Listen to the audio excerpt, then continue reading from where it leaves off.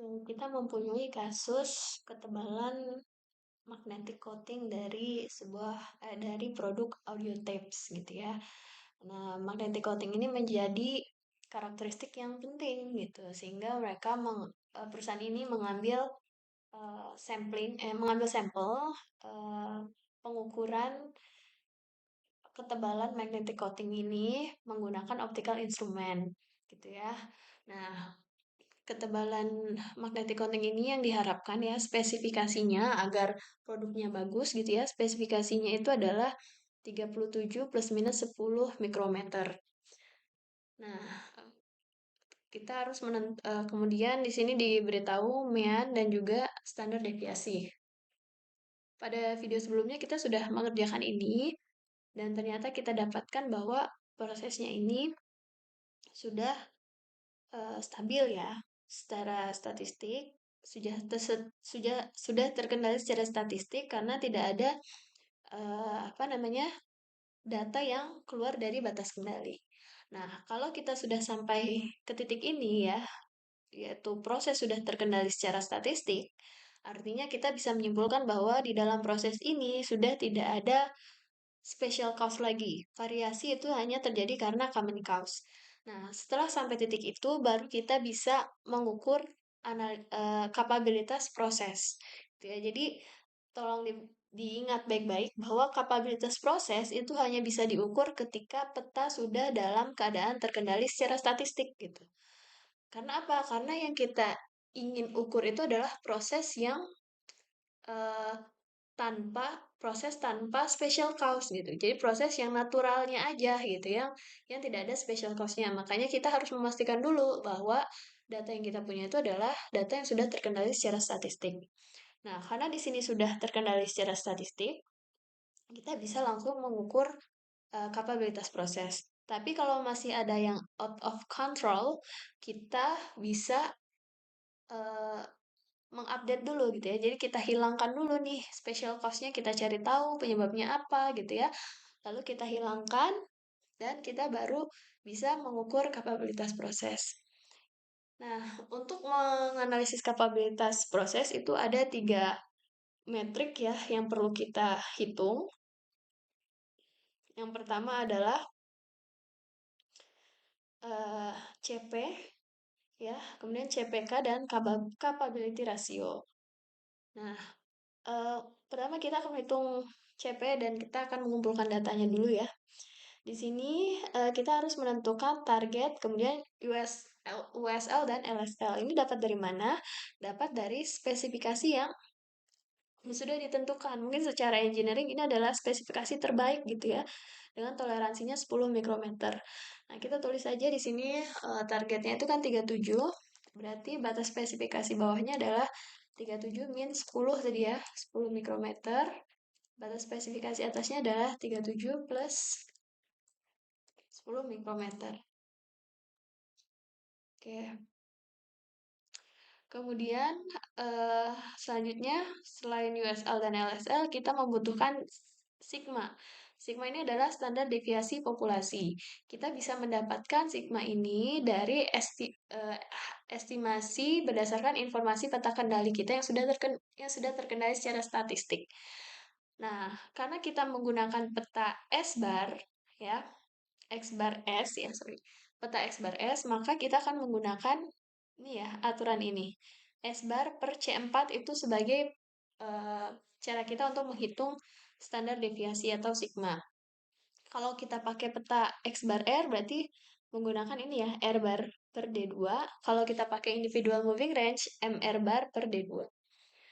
Nah, karena kita pakai peta X bar S berarti untuk menghitung sigma kita membutuhkan C4. C4 ini dapat dari mana? Kita menggunakan tabel yang sama ya.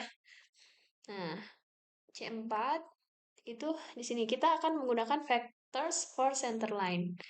Gitu ya. Nah, C4. C4 untuk sample size-nya berapa tadi? Sample size-nya adalah 10 ya, berarti C4-nya di sini adalah 0,9727. 0,9727. Oke, nah sebelumnya hati-hati ya, kalau di R bar dan MR bar kita menggunakan D2.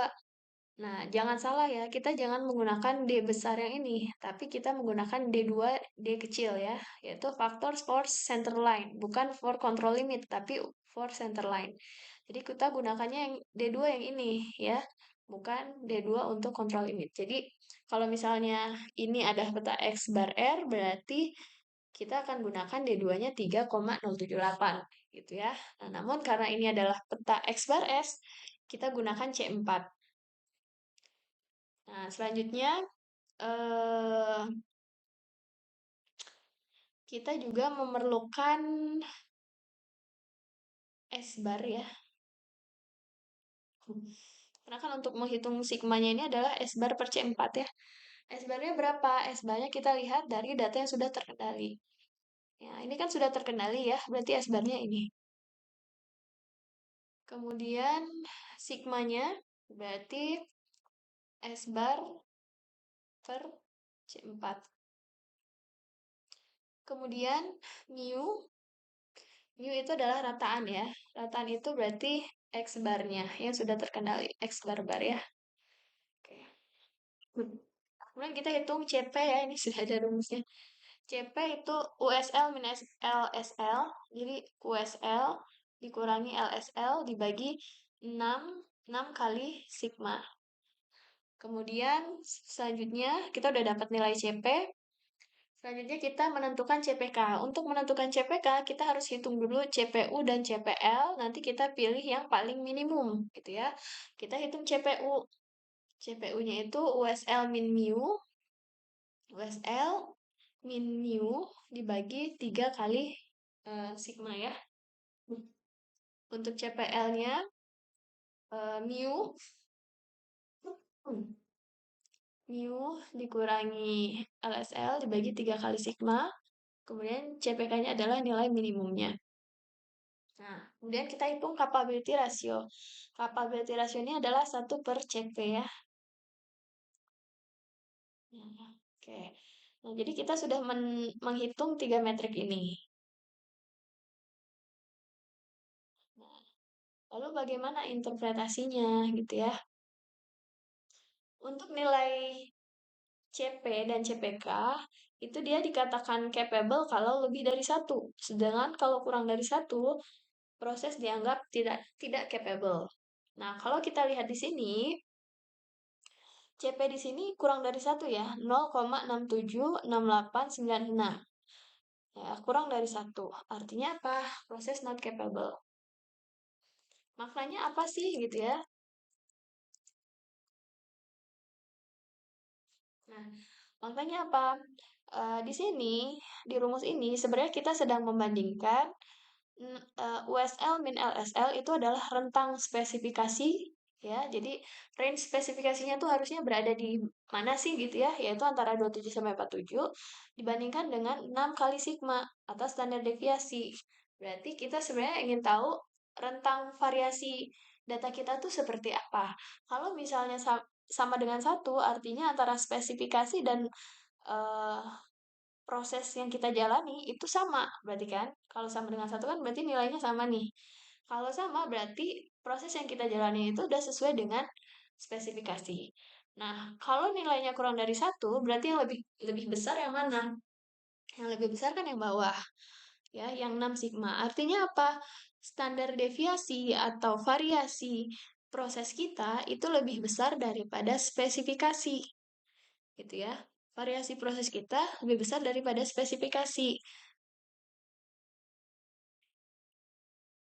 Nah, sebentar nih, bisa gambar nggak ya? Bisa.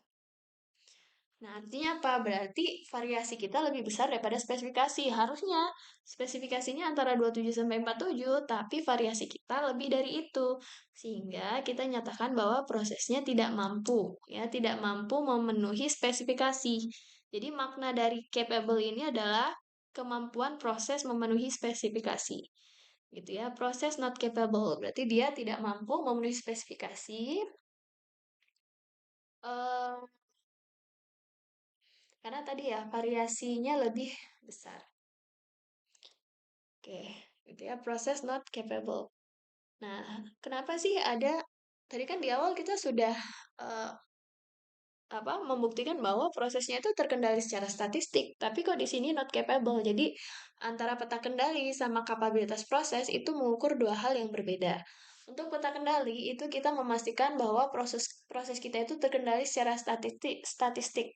Artinya tidak ada eh, non-random data yang disebabkan oleh special cause gitu ya. Jadi variasi yang muncul itu ya karena common cause, karena emang naturalnya seperti itu, bukan karena ada kejadian yang luar biasa gitu ya. Bukan karena ada vendor baru atau operator baru atau kerusakan mesin gitu ya, tapi emang naturalnya tuh seperti itu gitu. Nah, sedangkan kalau kapabilitas proses itu untuk mengukur apakah proses yang kita jalankan itu bisa memenuhi spesifikasi atau enggak gitu ya. Gitu. Nah, boleh jadi gitu prosesnya terkendali secara statistik, tapi pas kita ukur kapabilitas prosesnya ternyata dia tidak mampu memenuhi spesifikasi gitu ya. Artinya apa ya, berarti harus ada yang diperbaiki nih di prosesnya gitu ya. Sampai situ dulu. Nah, berarti ini proses not capable. Selanjutnya adalah CPK. Jadi kalau teman-teman lihat di sini, jadi proses kita itu kan bentuknya seperti distribusi normal ya. Nah, distribusi normal. Jadi, teman-teman bayangkan untuk CP ini kita membandingkan distribusi normal USL sampai LSL gini ya dengan 6 sigma. Kalau dia berhimpit, ya, kalau dia berhimpit artinya dia eh, sesuai spesifikasi. Tapi kalau sigma standar deviasi kita lebih besar, berarti em, apa namanya? Berarti variasi kita di luar spesifikasi. Sebentar ya, saya perlihatkan aja di sini.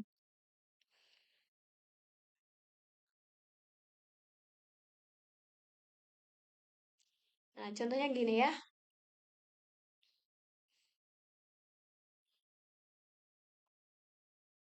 Nah, jadi di gambar A ini, ya, ini menunjukkan, nah ini adalah batas spesifikasi yang garis lurus ini. Nah, sedangkan ini adalah 6 sigma, ya kan? Atau proses spread kita tadi, atau variasi proses, atau rentang proses ya. Nah, kalau misalnya spesifikasinya itu sama dengan rentang proses kita, gitu ya, artinya dia berada di titik yang sama. Berarti semua variasi kita itu masih berada di spesifikasi. Tapi kalau tadi ya, ada yang keluar gitu ya, ada yang keluar, berarti itu tidak, apa namanya, kalau proses spread kita itu keluar dari spesifikasi, berarti ada yang tidak memenuhi spesifikasi kan. Karena batasnya di sini, ternyata masih ada nih data yang di sini ya. Nah, ini artinya ada data yang tidak memenuhi spesifikasi. Nah, kurang lebih seperti itu gambaran yang CP. Nah, untuk CPK itu sebenarnya kita ingin melihat posisi proses spread kita itu di mana sih? Apakah rata-rata itu tepat di tengah sini atau dia bukan di tengah ya, bisa geser ke kiri kayak gini atau mungkin di sebelah kanan gitu ya, atau di sebelah mana sih gitu. Apakah tepat di tengah rataan atau dia tidak berada di tengah. Jadi yang CPK itu kita ingin melihat sebenarnya si proses spread ini ada di mana sih posisinya gitu ya. Nah, makanya kita membandingkan CPU, makanya yang di sini kan USL dikurangi rata-rata dibagi 3 sigma ya. Jadi kita mau lihat setengah-setengah dulu gitu ya. Ternyata yang minimum itu adalah nilai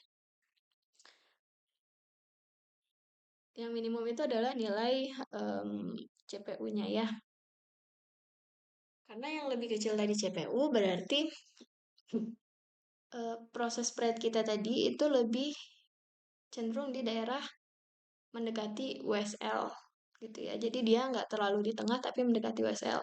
Namun karena ini selisihnya kecil ya, berarti dia sebenarnya eh, nggak jauh-jauh amat nih dari bagian tengahnya gitu ya, dari senternya gitu. Namun ya ini tadi prosesnya not capable. Kenapa? Ya ada yang keluar dari eh, rentang spesifikasinya gitu ya. Jadi proses tidak mampu memenuhi spesifikasi gitu ya untuk CPK. Nah, untuk CR ini apa? Capability ratio. Sebenarnya capability ratio ini kebalikan dari CP kan, berarti yang di atas itu adalah rentang proses, yang di bawah itu adalah USL min LSL. Nah, jadi kita buat dalam persentase ya. Ini kan kalau 100% artinya proses spreadnya itu sama dengan rentang spesifikasi. Nah, kalau ini lebih dari 100%, artinya apa? Karena kebalikannya berarti rentang eh, proses kita atau 6 sigmanya itu lebih besar daripada rentang spesifikasi. Gitu ya, sehingga kita bisa eh, interpretasikan di sini ada 40 kurang lebih ya 48% eh, variasi data yang melebihi melebihi spesifikasi. Nah, jadi yang keluar dari USL dan LSL-nya itu sebesar 48%. Nah, sehingga rekomendasinya apa?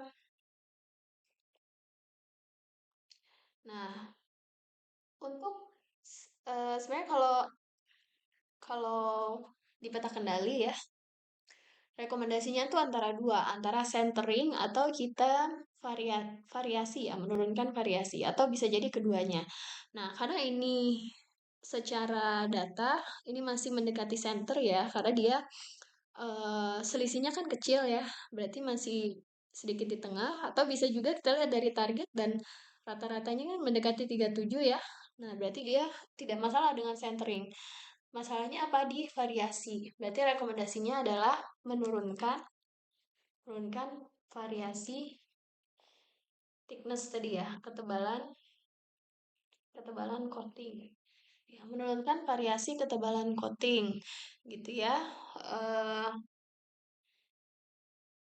Ini apa ya? Kurang lebih atau sekitar 48%. Nah, bagaimana cara menurunkannya? Itu berarti harus melakukan studi, bisa jadi menggunakan perbaikan proses berbasis perancangan nih, menggunakan design of experiment. Apa sih yang harus di-setting jika kita ingin mengatur ketebalan coating gitu ya? Apa parameter yang harus diukur gitu ya, yang harus dikendalikan gitu. Jadi, rekomendasinya adalah menurunkan variasi ketebalan coating sekitar 48%. Nah, tinggal tahap selanjutnya adalah mencari bagaimana caranya. Nah, untuk bagaimana caranya ini kita bisa pakai tools ya tadi ya. Eh, apa? Perbaikan proses berbasis perancangan atau misalnya menggunakan fault tree gitu ya. Jadi apa sih yang menyebabkan thickness-nya itu lebih besar gitu ya daripada spesifikasi gitu. Nah, kita telusuri dari prosesnya gitu. Nah, apa yang harus diperbaiki? Itu baru masuk ke tahap prosesnya.